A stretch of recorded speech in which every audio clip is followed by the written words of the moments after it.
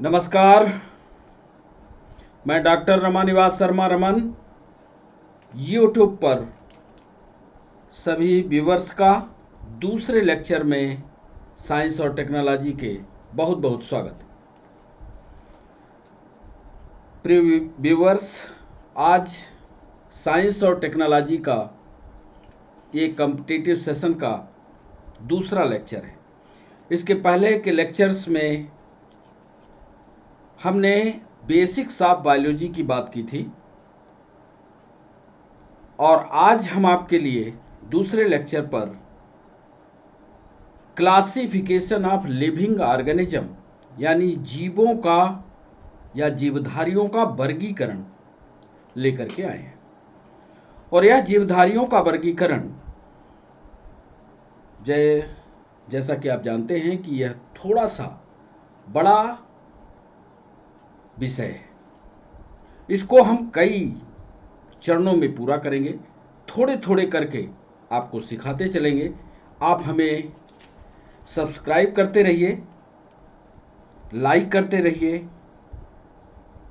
और लगातार हमारे साथ जुड़े रहिए ताकि आपको यह क्लासिफिकेशन ऑफ लिविंग ऑर्गेनिज्म या जीवों का वर्गीकरण प्रत्येक सेशन के साथ याद होता चले। तो सीधे हम सेशन की ओर बढ़ें और आज का विषय प्रथम चरण में क्लासिफिकेशन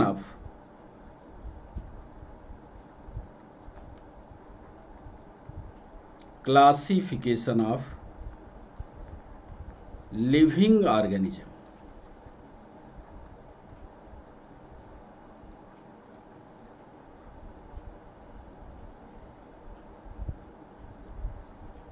या हिंदी में इसको कहें तो जीवों का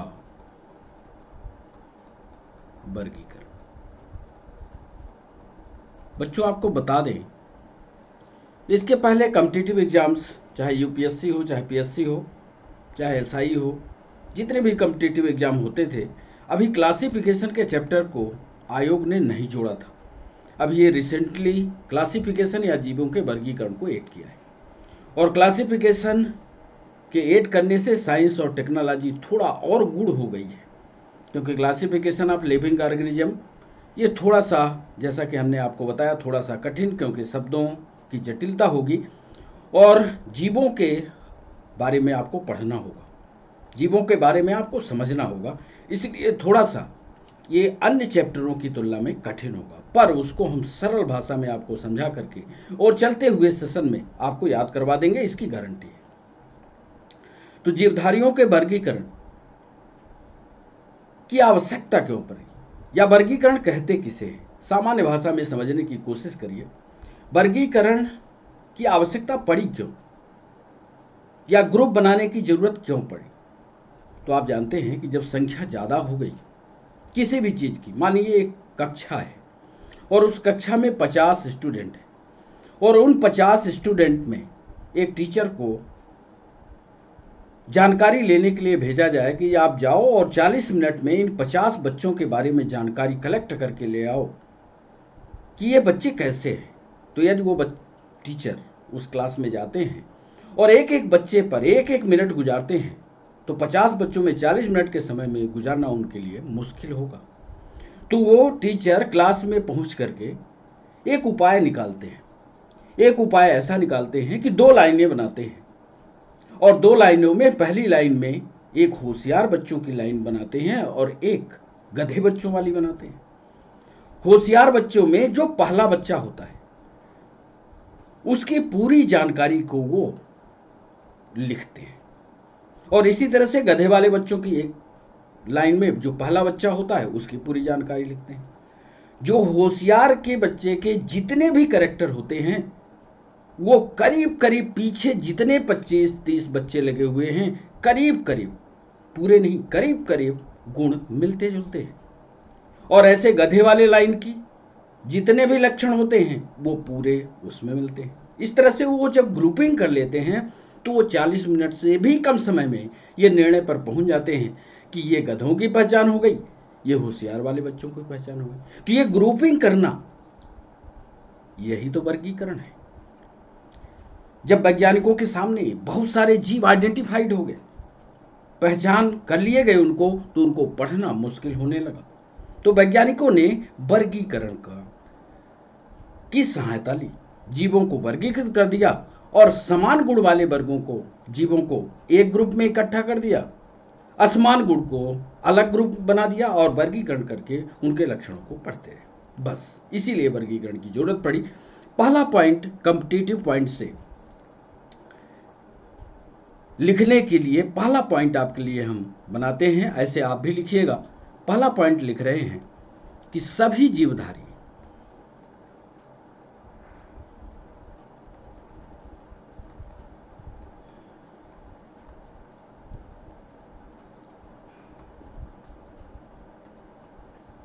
सभी जीवधारियों का अध्ययन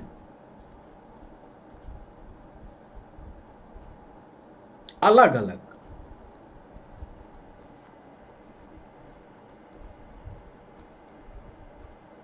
बड़ा मुश्किल है।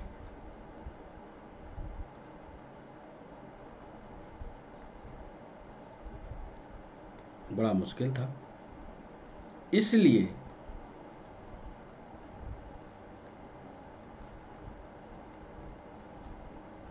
वैज्ञानिकों ने समूहों का निर्माण किया।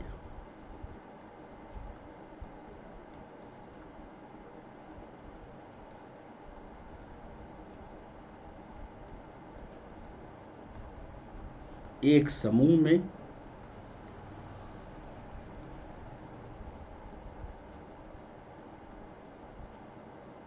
समान गुण वाले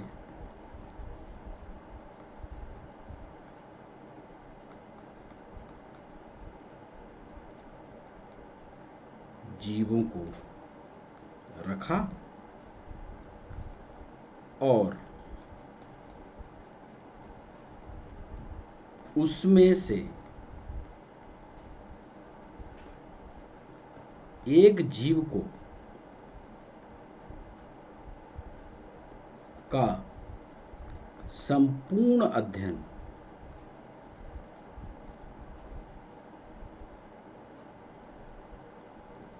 बाकी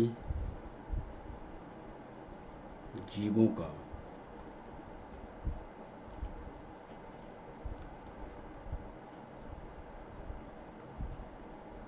अध्ययन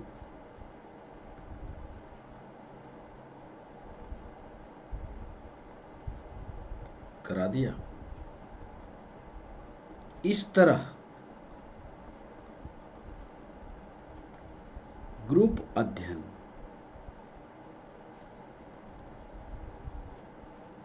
ही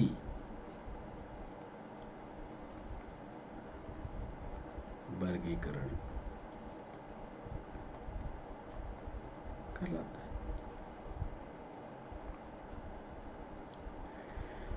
दूसरी, अब वर्गीकरण में कौन कौन से पद शामिल किए जाते हैं, ये भी एक बड़ी बात है कि वर्गीकरण में कौन कौन से मुद्दे होते हैं, कैसे वर्गीकरण को की शुरुआत करते हैं, कौन कौन से गुणों को देखा जाता है। तो ये दूसरा पॉइंट लिख रहे हैं आपके लिए कि वर्गीकरण में मुख्य रूप से 4 पद होते हैं। वर्गीकरण में मुख्य रूप से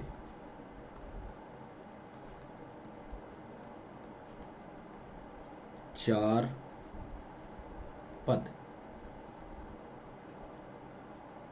होते हैं।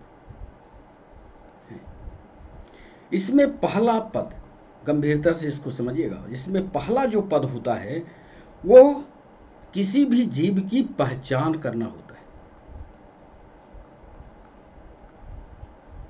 इसको अंग्रेजी में बच्चों आइडेंटिफिकेशन कहते हैं। कई बच्चों ने पिछले सेशन में जब हमने पहला लेक्चर दिया है तो उसने कहा है, बच्चों ने कहा है, कई व्यूअर्स ने कहा है कि सर इसका इंग्लिश फॉर्म भी आना चाहिए।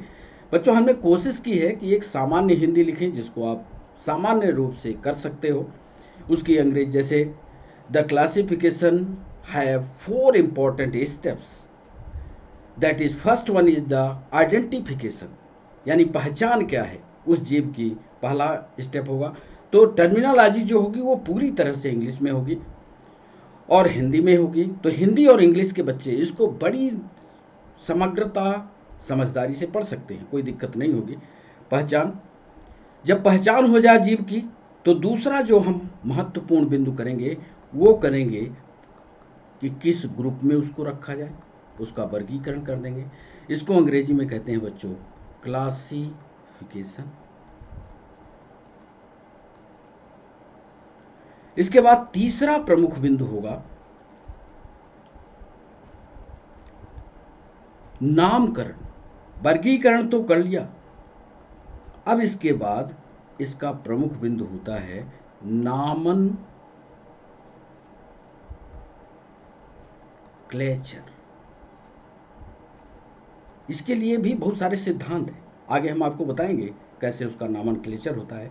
तो नामकरण करेंगे। और चौथा और अंतिम बिंदु होगा बच्चों वर्ग की पादानुक्रम। वर्ग की अनुक्रम,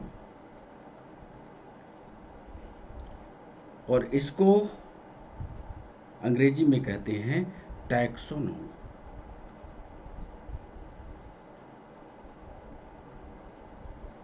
कैसे हम उसका पूरी तरह से वर्गीकरण लिखेंगे। अब ये बायोलॉजी की भाषा है तो थोड़ी देर में समझ में आ जाएगी, आगे हम इसको विस्तार से आपको बता देंगे। तो वर्गीकरण में मुख्य रूप से 4 पद हम शामिल करते हैं, 4 स्टेप से फॉलो करते हुए तब उसका पूरी तरह से उस जीव के बारे में जानकारी होती है। इसमें पहला होता है आइडेंटिफिकेशन, दूसरा होता है क्लासिफिकेशन, तीसरा होता है नामकरण या नॉमेनक्लेचर, और चौथा होता है उसकी टैक्सोनॉमिक पोजीशन। पहचान, वर्गीकरण, नामकरण और वर्ग की पादानुक्रम। अब इसमें तो आप समझ रहे होंगे कि इसमें जीव की हम वास स्थान या स्थान का अध्ययन करेंगे कि उसको कैसे हम पहचान पाए कि ये जीव है। नामकरण में जो सर्वमान्य नाम होगा, जो देश में विदेश में हर जगह एक नाम से जाना जाएगा, उसको नामकरण में शामिल करेंगे। क्लासिफिकेशन कैसे करेंगे, जीवों को विभिन्न वर्गों में बांट देंगे।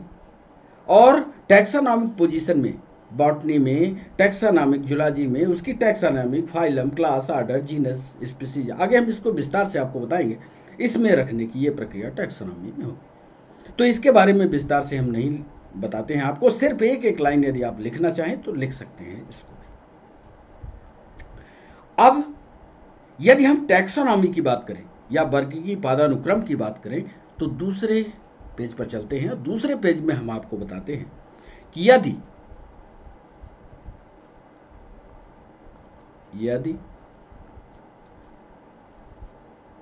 टैक्सोनॉमी यानी वर्गीकी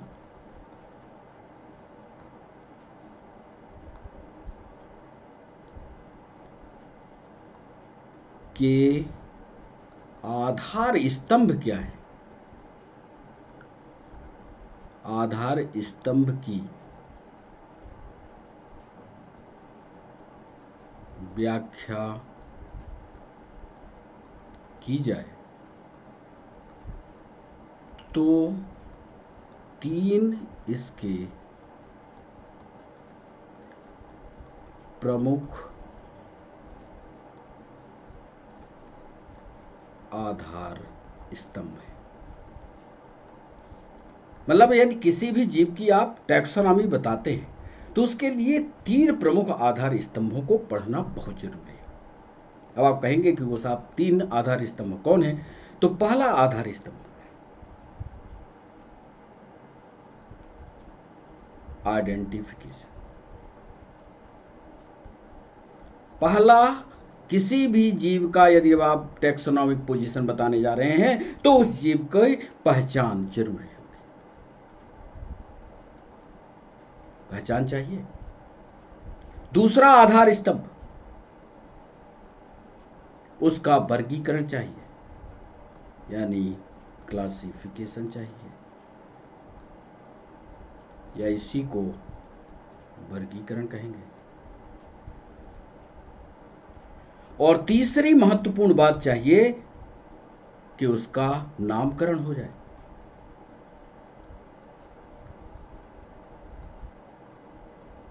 और ऐसा नामकरण नहीं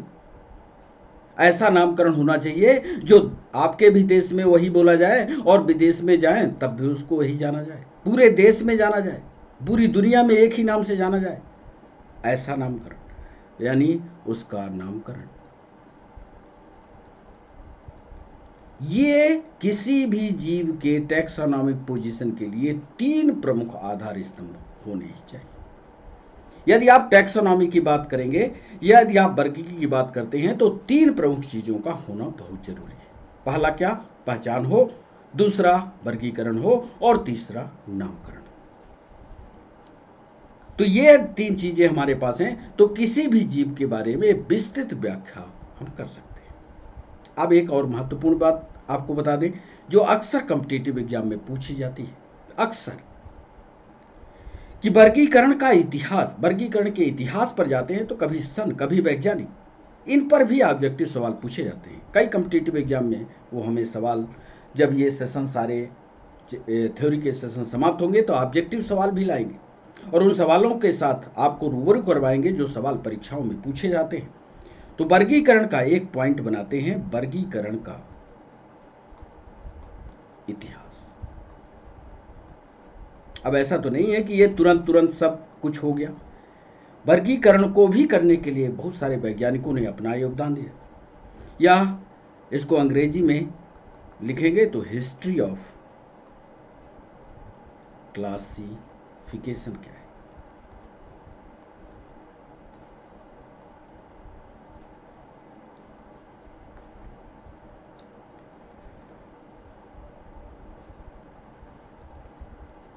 आपको 2 वैज्ञानिकों का नाम हम पहले बताते हैं, ध्यान से सुनिएगा। एक वैज्ञानिक हैं हिप्पोक्रेट्स,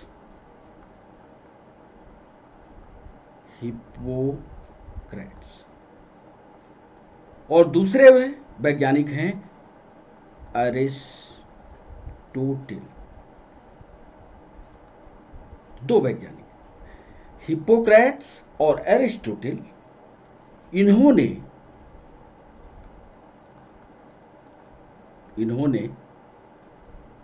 जंतुओं को, अभी जंतु की बात कर रहे हैं, जीव की नहीं बात कर रहे, जंतुओं की बात करें, पौधों को छोड़ रहे, इन्होंने जंतुओं को, पता है, 3 समूह में बांट दिया। याद कर लीजिएगा, हिप्पोक्रेट्स और एरिस्टोटल में संसार में जितने भी जंतु थे उनको 3 समूहों में बांटा था।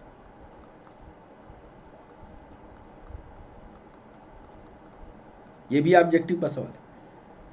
हिस्ट्री ऑफ क्लासिफिकेशन में पूछता है कि हिप्पोक्रेट्स और एरिस्टोटल ने जंतुओं को सबसे पहले कितने समूहों में बांटा। आप याद रखिएगा, ये 3 समूहों में बांटा। चलिए बता देते हैं वो कौन कौन से समूह हैं। तो सबसे पहले जितने भी दुनिया के जंतु थे उनको बांटते समय इन्होंने एक पक्षी वर्ग बताया, या इसको बर्ड्स कह सकते हैं। दूसरा समूह लोगों ने बताया, दोनों हिप्पोक्रेट्स और एरिस्टोटल ने, इंसेक्ट, या इसको कीट वर्ग कहते हैं, आप इंसेक्ट्स कह सकते हैं। और तीसरा जो उन्होंने बताया वो थे मत्स्य वर्ग,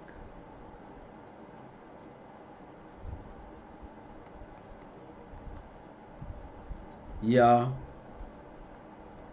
पिसीसेस ग्रुप। तो हिप्पोक्रेट्स और एरिस्टोटल जो इतिहास क्लासिफिकेशन का बताता है, इन दोनों वैज्ञानिकों ने बताया कि जो संसार के जंतु हैं उनको 3 प्रमुख ग्रुप में बांटा जा सकता है, जिसमें एक पक्षी वर्ग है, एक कीट वर्ग है और एक मत्स्य वर्ग है। इसके बाद दूसरे वैज्ञानिक हैं, ये इतिहास का दूसरा पॉइंट। दूसरे वैज्ञानिक थे प्लिनी द एल्डर, नोट करिएगा, प्लीनी द एल्डर, ये दूसरे वैज्ञानिक थे, प्लीनी द एल्डर। इन्होंने एक किताब लिखी, इसके आगे लिख लीजिएगा, इन्होंने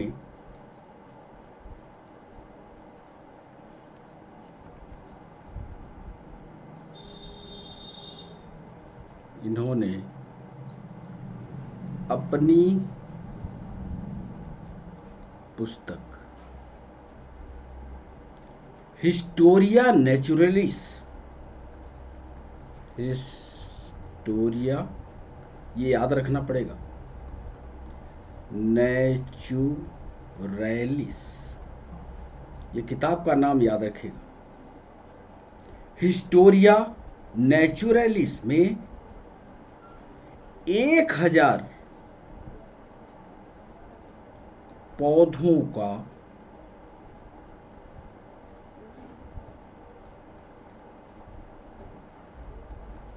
वर्गीकरण किया। ये भी ऑब्जेक्टिव सवाल है, कंपटीशन में अक्सर पूछता है। प्लिनी द एल्डर, इन्होंने अपनी पुस्तक हिस्टोरिया नेचुरलिस में 1000 पौधों का वर्गीकरण किया है। तो ये दूसरा पॉइंट याद रखना है। तीसरा महत्वपूर्ण पॉइंट है, एक वैज्ञानिक हैं जॉन रे,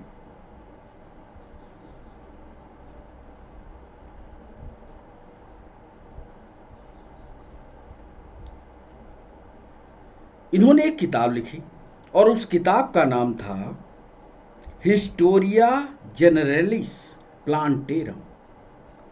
किताब का नाम लिखिएगा, हिस्टोरिया जनरलिस प्लांटेरम, हिस्टोरिया जनरलिस प्लांटेरम। ये एक किताब थी और इस किताब में इस वैज्ञानिक ने, जॉन रे ने 18,000, फिगर याद रखिएगा, 18,000 से ज्यादा प्राणियों का, अब इसमें प्लांट और एनिमल दोनों आएंगे, प्राणियों का अध्ययन किया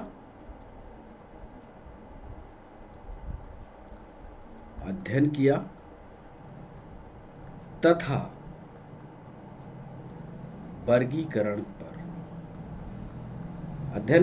वर्गीकरण प्रस्तुत किया इन 18,000 का। साथ में एक विशेष बात जॉन रे से जुड़ी हुई है, ये कई परीक्षाओं में ऑब्जेक्टिव भी पूछा गया कि ये स्पीसीज के जनक भी हैं। एक शब्द आता है जाति या स्पीसीज, SPECIES, स्पीसीज या जाति के जनक हैं, जाति शब्द के जनक है। कोई सवाल पूछता है, देखिए विस्तारवादी सवाल आते हैं, तथ्यात्मक सवाल आते हैं कॉम्पिटिटिव एग्जाम में, हम सारी कुछ जानकारी हमारे पास होती है पर ऐसे सवालों की जानकारी हमारे पास नहीं होती जो आधारभूत सवाल है। इसीलिए हम आपका अध्ययन जो है वो थ्योरेटिकल बेस पर ले जा रहे हैं। तो जॉन रे हिस्टोरिया जनरलिस प्लांटेरम किताब लिखी, उसमें 18,000 से ज़्यादा जीवों के बारे में वर्गीकरण प्रस्तुत किया और स्पीसीज शब्द या स्पीसीज या जाति शब्द का प्रादुर्भाव जॉन रे के द्वारा किया गया। अब इसके बाद जिन्हें फादर ऑफ टैक्सोनॉमी कहा जाता है, अब उनका विवरण हिस्ट्री में देखिए। वो वैज्ञानिक हैं कैरोलस लीनियस।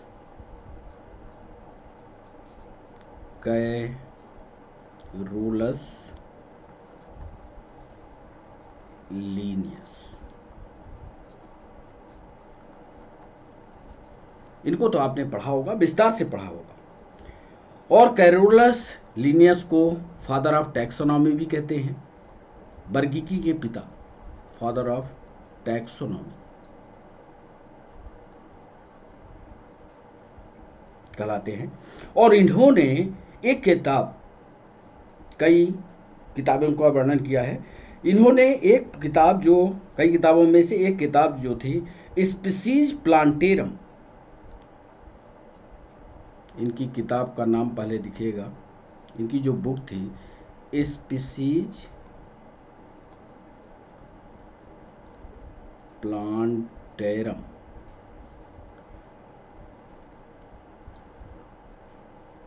और एक थी फिलोसोफिया बोटेनिका, फिलोसोफिया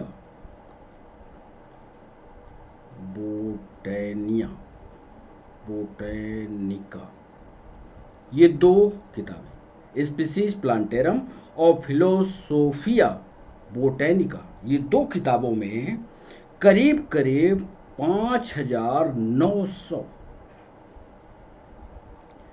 जातियों को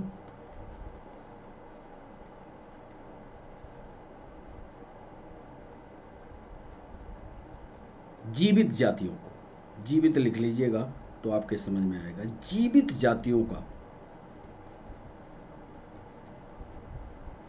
वर्गीकरण पेश किया।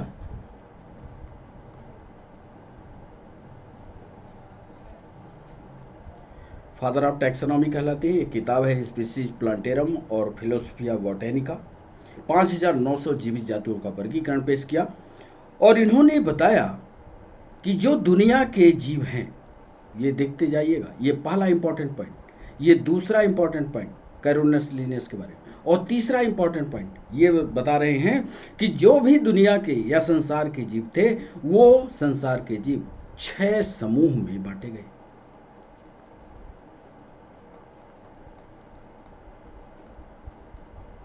छह ग्रुप बनाए गए, और ये 6 ग्रुप कौन कौन से थे, अब इनके बारे में सबसे पहले आपको बता दें। पहला ग्रुप था बर्ड्स या पक्षी समूह। आप जब नोट्स बनाएंगे तो सिस्टमेटिक लिखते हुए इसको लिखिएगा, पक्षी समूह। पहला ग्रुप था पक्षी, क्रम बिगड़ना नहीं चाहिए, ध्यान रखिएगा, जैसा उनके किताब पर लिखा हुआ सेम उसी तरह से लिखने की कोशिश करिएगा। पहला समूह बर्ड समूह। दूसरा समूह लिखा एम्फीबिया समूह, यानी उभयचर समूह। तीसरा उन्होंने लिखा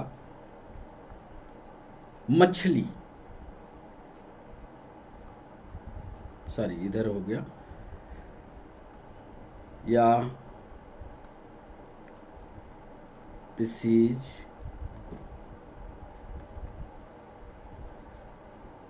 चौथा जो समूह था वो था कीट वर्ग,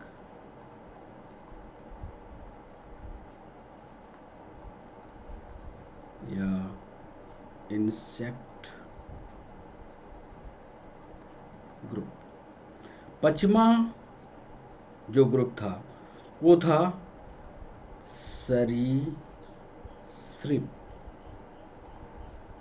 वर्ग या रेप्टाइल ग्रुप। और छठवां समूह, 6 समूह बनाए, और छठवां जो समूह था वो था स्तनधारी या मैमल्स। तो बच्चों ये 6 समूहों की व्याख्या किया कैरोलस लीनियस ने।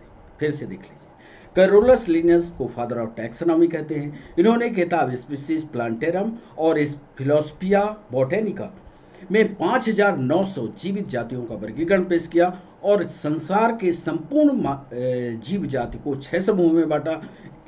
इसमें पहला था पक्षी समूह, दूसरा था एम्फीबिया ग्रुप, तीसरा था स्पीसीज ग्रुप, चौथा था इंसेक्ट ग्रुप, पांचवा था रेप्टाइल ग्रुप और छठवां था स्तनधारी।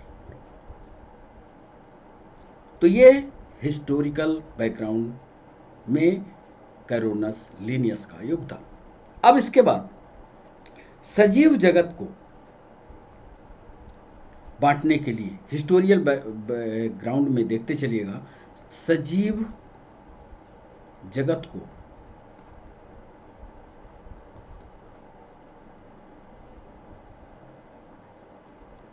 विभाजित करने में, विभाजित का मतलब बांटने से नहीं है, विभाजित करने में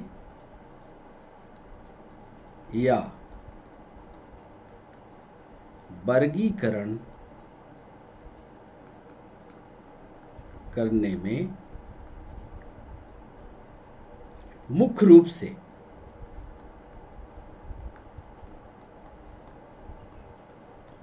से अर्नेस्ट हीकल, वैज्ञानिक का नाम याद करिए, सन भी, क्योंकि कॉम्पिटिटिव एग्जाम में सन भी आता है, अर्नेस्ट हीकल, इनका सन 1894, पहले वैज्ञानिक। दूसरा रॉबर्ट विटेकर,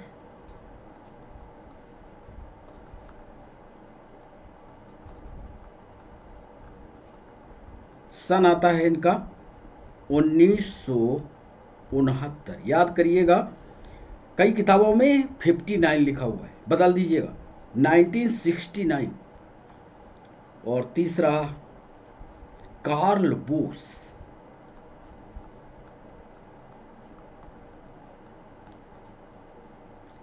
और कार्ल बोस का योगदान 1977 का है। सन इसलिए लिख दिया है कि अभी जब हम क्लास को लाइव करने आ रहे थे तो एक पेपर देख रहे थे यूपीएससी का, उसमें उन्होंने ये पूछा था कि अर्नेस्ट हीकल ने क्लासिफिकेशन का सन क्या था, किस सन में उन्होंने क्लासिफिकेशन प्रस्तुत किया था, तो इसलिए सन भी ऐड कर दिया है कि 1894 में अर्नेस्ट हीकल, रॉबर्ट विटेकर 1969 और कार्ल बॉस 1977 में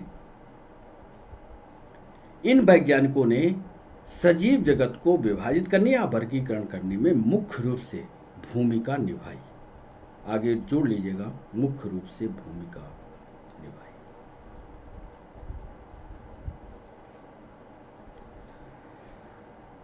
अब ये सब वैज्ञानिक अपने अपने तरीके से करते रहे।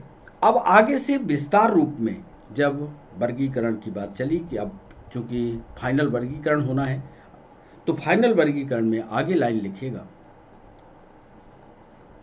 कि वर्गीकरण के क्रम का आधार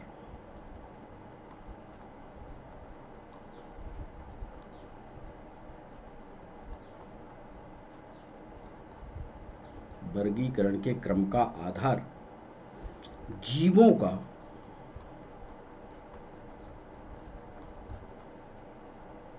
उनके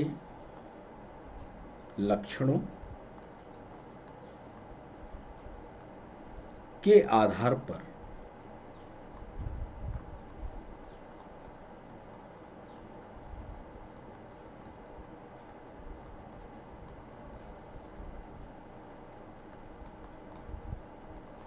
विभाजित करना है।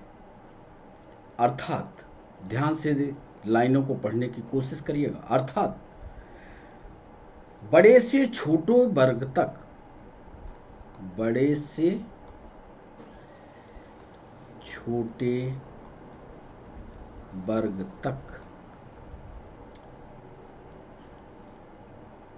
या वर्गों तक, बड़े से छोटे वर्गों तक जाकर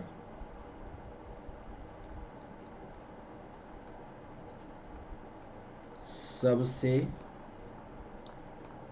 छोटी इकाई जाति तक, जाति माने स्पीसीज तक पहुंचना। क्रम आधार कैसे शुरू करेंगे? पहले विस्तार से कोई जीव का वर्गीकरण करेंगे तो एक भीड़ में होगा, फिर उस भीड़ से धीरे धीरे करके क्रम से स्टेप बाय स्टेप कैसे उसको सबसे निचले स्तर पर लाते हैं, तब उसका आइडेंटिफिकेशन स्पेशली कैसे होता है, कैसे बड़े से निकालकर उसको छोटे पर लाते हैं, ये लाइन हमने लिखी है कि वर्गीकरण के क्रम का आधार जीवों का उनको लक्षणों के आधार पर विभाजित करना है, अर्थात बड़े से छोटे वर्गों तक जाकर सबसे छोटी इकाई जात तक पहुंचाना। अब कैसे इसको पहुंचाते हैं, आपने जो बायोलॉजी के बच्चे होंगे या आप 10th में जब रहे होंगे तभी आपको ये पढ़ने को मिला होगा कि सबसे पहला जब किसी जीव के बारे में आप प्रैक्टिकल करने जब लैब में जाते रहे होंगे तो प्रैक्टिकल की जो कॉपी मिलती रही होगी उसका वर्गीकरण पहले लिखा रहा हो, तो वर्गीकरण में एक नाम ऊपर लिखा रहा होता है जिसको कहते हैं किंगडम, और किंगडम को हिंदी में जगत कहा जाता है। अब देखिए कैसे हम बड़े से छोटे पर ले जाएंगे, तो पहला हुआ किंगडम, फिर दूसरा फाइलम। अब फाइलम शब्द का उपयोग याद रखिएगा जंतु में किया जाता है। यदि जूलॉजी आप पढ़ रहे हैं तो फाइलम लिखिएगा, और यदि आप बॉटनी पढ़ रहे हैं तो डिवीजन क्या लिखेंगे, डिवीजन। ये थोड़ी थोड़ी बेसिक जानकारियां हैं जो आपको जाननी चाहिए, ये पादप पर लिखिएगा। फिर इसके बाद पहुंचते हैं फाइलम के बाद क्लास में। ये आप सब ने पढ़ा होगा, 10th तक सब साइंस वही है, और आपके कोर्स में 10th से ज़्यादा 10th और 11th से ज़्यादा साइंस है भी नहीं। क्लास, इसको वर्ग कहते हैं। फिर इसके बाद एक नाम आता है ऑर्डर, और इसको हिंदी में गण कहते हैं।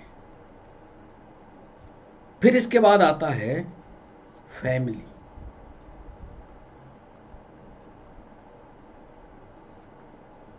या इसको हिंदी में कुल कहते हैं। फिर आता है वंश, या इसको क्या बोलते हैं, जीनस।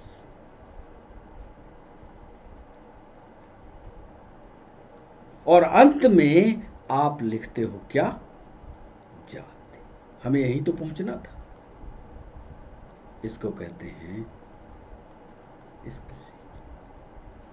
तो हुआ क्या, यदि इसकी लाइन को हम सर्वे करें और ऐसे नीचे से ऊपर जाएं तो यहां पर हम लिख सकते हैं उच्चतम, और यहां पर लिख सकते हैं निम्नतम। मानिए ये सबसे निचला हिस्सा होगा, ये सबसे ऊपरी हिस्सा। अब किसी जंतु का आइडेंटिफिकेशन करना होगा तो पहले उसको बृहद रूप में देखेंगे, फिर वहां से उसका फाइलम तलाशेंगे, फिर उसका क्लास तलाशेंगे, फिर उसका ऑर्डर तलाशेंगे, फिर उसकी फैमिली देखेंगे, फिर उसका जीनस देखेंगे, अंत में लास्ट में अगले पॉइंट पर उसकी जाति के बारे में विवरण। तो इस तरह से एक वर्गीकरण की रूपरेखा बनती है, ये कहलाती है टैक्सोनॉमिक पोजीशन। अब मान लो जाति हमें मिल गई, जीव को हमने पहचान लिया, तो नामकरण के लिए एक फार्मूला दिया वैज्ञानिकों ने, जल्दी से उसके बारे में आपको बता दें। उस नामकरण के फार्मूले को द्विनाम पद्धति कहते हैं, द्विनाम पद्धति, या इसको अंग्रेजी में कहोगे बाई नॉमिनल, बाई नॉमियल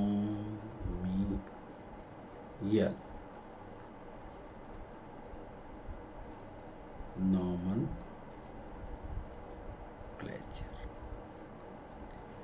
अब ये द्विनाम पद्धति क्या है, किसी भी जीव का, आपको याद होगा, आप अक्सर इसको याद किए होंगे कि मनुष्य का वैज्ञानिक नाम क्या है, तो आप कहते हैं होमियो सेपियन, रुकते हैं होमियो और सेपियन।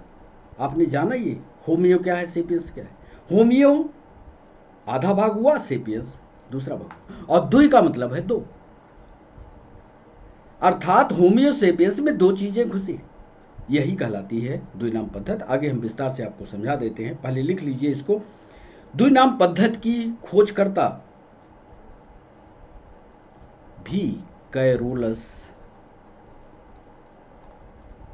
लीनियस है, इन्हीं के द्वारा दिया गया। और कैरोलस लिनियस ने इसको पता है 8वीं शताब्दी में, 8वीं शताब्दी में बताया था।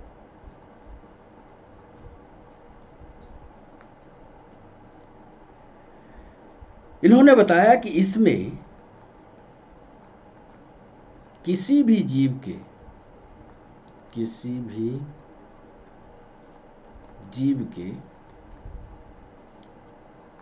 वंश और जाति, वंश और जाति, यदि अंग्रेजी में कहें तो आप क्या बोलोगे बच्चों? Genus and species. दो नामों को जोड़कर, जीनस और स्पीसीज मिलाकर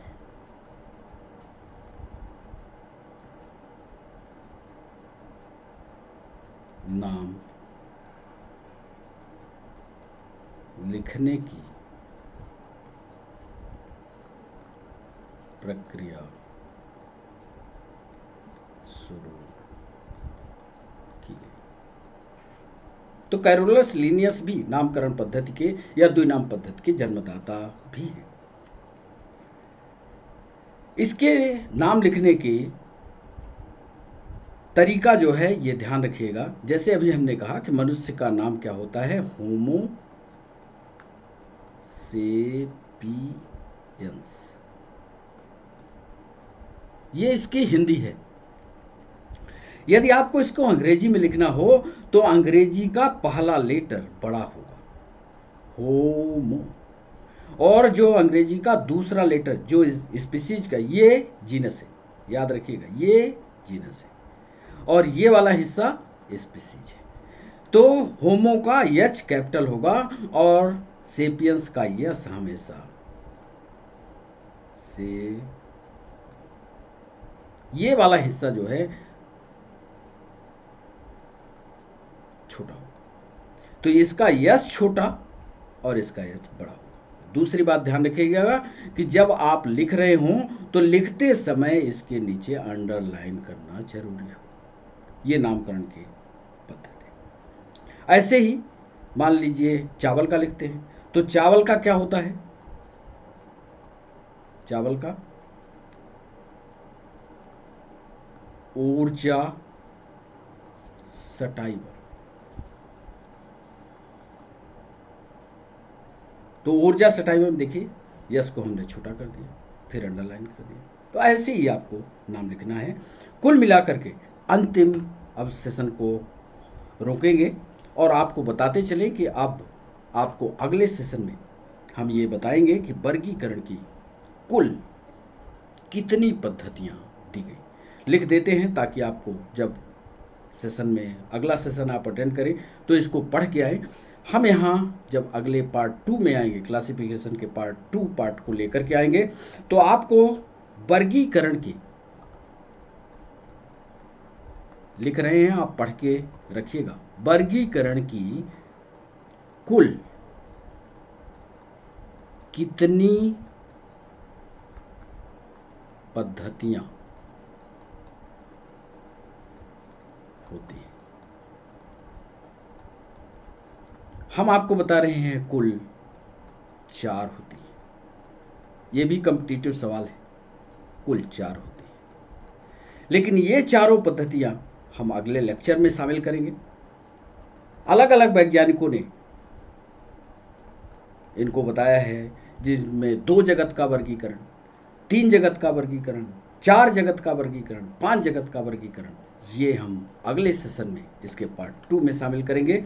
और जब अगले सेशन में हम इसको लेकर के आएंगे बच्चों, तो विस्तार से आप इसको अभी से स्टेप बाय स्टेप पढ़ते चलिएगा, तो आपको पूरे सेशन की एक सिस्टमेटिक जानकारी होती चलेगी। तो वर्गीकरण जैसा चैप्टर जो कठिन लगता है वो आपको सरल लगेगा।